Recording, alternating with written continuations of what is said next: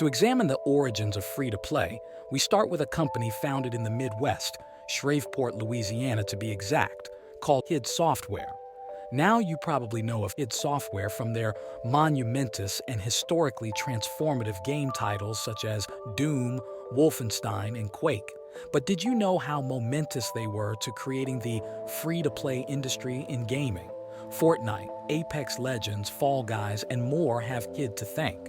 The importance of location in the origins of free-to-play games cannot be downplayed, as SoftDisk was also based in Shreveport right before the formation of id. SoftDisk produced Disk magazines, which was literally a magazine with a floppy disk attached. The magazine content provided details about the various games, programs, and productivity software included on the disk, which readers could access using their computer. Interestingly, this method was among the first ways games were distributed, at a time when the internet was primarily limited to academic and research purposes. Trying to capture as much market share as possible, SoftDisk decided to create a subscription service where members would receive a new game every month that they were subscribed. Funnily enough, you can subscribe to me by clicking the button in the corner.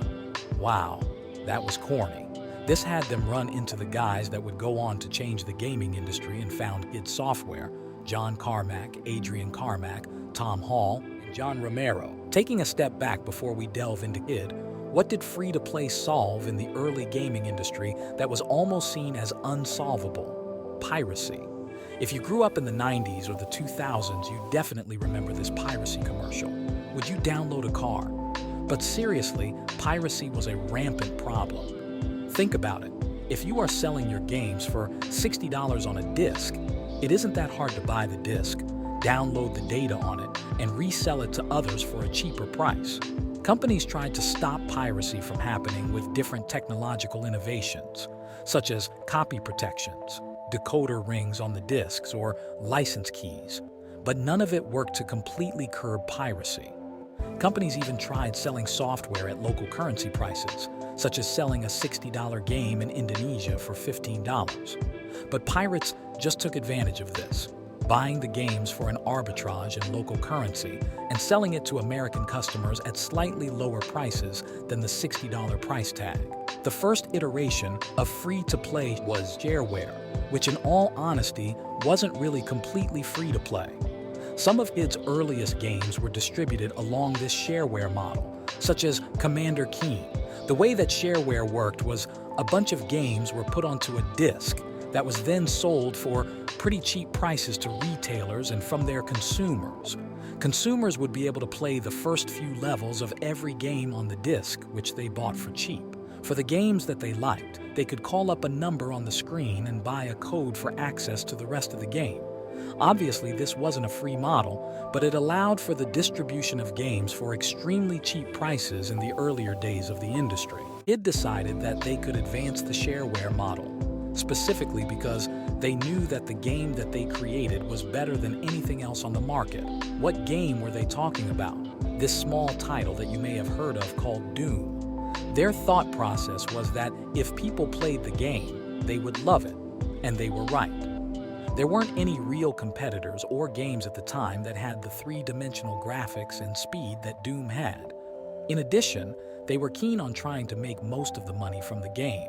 Back in the 90s, the video game industry had huge publishers that took big stakes in games as they published. This was mainly due to the fact that there was no internet where games could be sold. Most games were sold in retail, and to get the best shelving and best deals in retail, you were forced to go through a publisher. Developers were stuck with smaller royalties off of the net income of the games that they made, usually below 15% of what their games made. What exactly was their innovation on shareware? It was going to give the game out for free to retailers. They chalked this up to a marketing cost. Looking back at it, it made sense. Instead of paying companies to market the game for people to buy, people would rather try the game for free. We all love free things. The discs would include the whole game, but similarly to shareware, to unlock the entire game you had to call a number and pay to get the code. It would get all of the revenue from the upsell, cutting out the publishers. It worked, but not as well as the team hoped. People chalk this up to it being too early for their time. The friction of having to get a disc rather than just downloading a game over the internet meant that users still had to go through some resistance to get the game, and humans hate resistance or struggle. We all want the easiest path with the least resistance.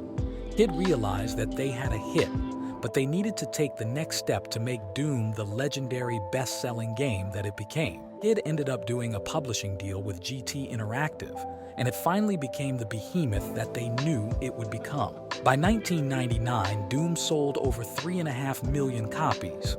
Later on, Kid would strike deals with Activision for 40% of the proceeds of their future games such as Quake, much better than the industry average around 15%, giving them the best publishing deal to date. And since the money was coming in, they abandoned the free-to-play/shareware model. The next area to look into is in Asia, where gaming piracy was rampant in the early days of gaming. One of the advantages that Asian countries had that was not seen in the US was their internet cafes. These were places that people would go to get metered access to the internet, meaning that they would pay per hour or per minute of access to the internet. In addition to just internet access, some cafe owners would install games on the computers and sell timed access to those games. Most of these cafes were pirating the games and selling the metered access. So instead of publishers or developers making money, it just added to the problem of game piracy. This sparked interest from local companies to try and create an economic model that worked. Obviously, the current model of the gaming industry was not working for these developers, and innovation was coming. The next company to make a drastic change was Nexon. Nexon was founded in Seoul, South Korea in 1994, publishing their first title, Nexus: Kingdom of the Winds, in 1996. They continued to face the piracy problems of the industry until their innovations in the early 2000s, predominantly with their title, MapleStory. MapleStory was a completely online game, no disc required. This was the first real free-to-play game where developers could take advantage of users willing to pay for in-game items. By 2010, 7 years after the game's release, over 1 million players bought items from their cash shop. While it was successful, their real cash cow and industry-altering game would come out in 2004. The game was called Kart Rider. Kart Rider was pretty much a clone of Mario Kart, an online version of the game where players could compete with each other anywhere.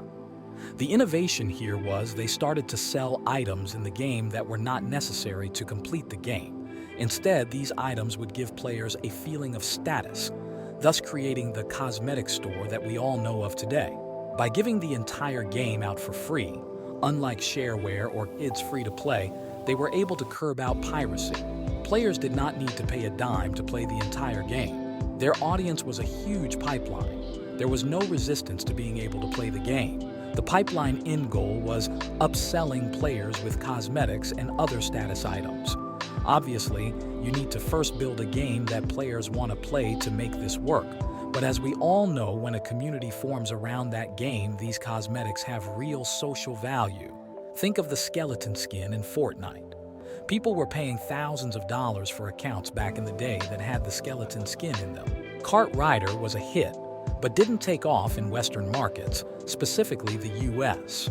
The first game developer in the US to really take advantage of the free-to-play model was a small company based out of Los Angeles in the 2000s called Riot Games. Their decision to create League of Legends, a hardcore free-to-play game, made waves throughout the industry. Riot took all of the lessons from innovators in Asia to create a free-to-play behemoth. After starting the company around 2006, they sold a majority stake to Tencent for $400 million. This entire shift in business models that started with id in the 90s led to what we know today. What do you think about free-to-play? Do you enjoy it? Do you think it's here to stay? Let us know in the comments. Thanks for watching. Subscribe to Manifest Destiny for more video game industry content.